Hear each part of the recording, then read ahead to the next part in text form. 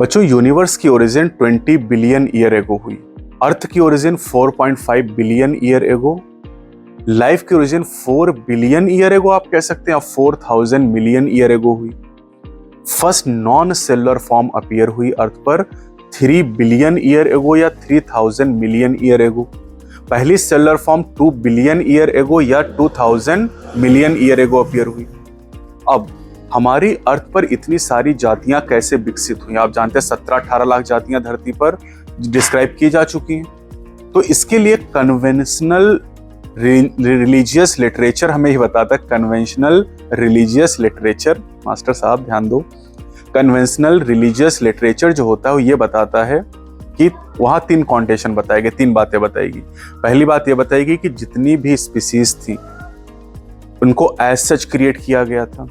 दूसरा कॉन्टेशन ये बताया गया कि डाइवर्सिटी जितनी पहले थी उतनी आज भी और फ्यूचर में भी इतनी ही रहेगी।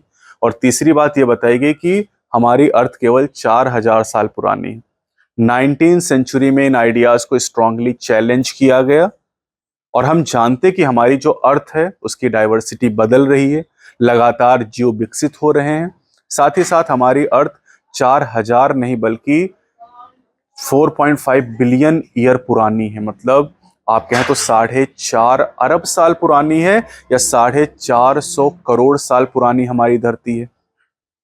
अब यहाँ पर एक साइंटिस्ट के बारे में हम बात करते हैं, डार्विन के बारे में। डार्विन HMS बीगल नाम के जहाज के द्वारा इन्होंने एक समुद्री यात्रा की पूरी दुनिया की और उस यात्रा के दौरान ये गैलापागोस आइलैंड भी गए थे और इन्होंने अपनी जो नेचुरल सिलेक्शन थ्योरी वहां पर फिटनेस के बारे में बात की। फिटनेस का मतलब इनके हिसाब से only and only reproductive fitness, यानी जो रिप्रोडक्टिवली फिट होगा वो ज्यादा प्रोजेनी प्रोड्यूस करेगा और वही सर्वाइव करेगा, ये इनका कॉन्सेप्ट था। डार्विन के जैसा कॉन्सेप्ट अल्फ्रेड वेलेस ने भी दिया था और उन्होंने मलय आर्कीपेलागो में अपना रिसर्च किया था। ये बात भी NCERT में मेंशन की गई है। डार्विन के हिसाब से fitness is ultimately reproductive fitness.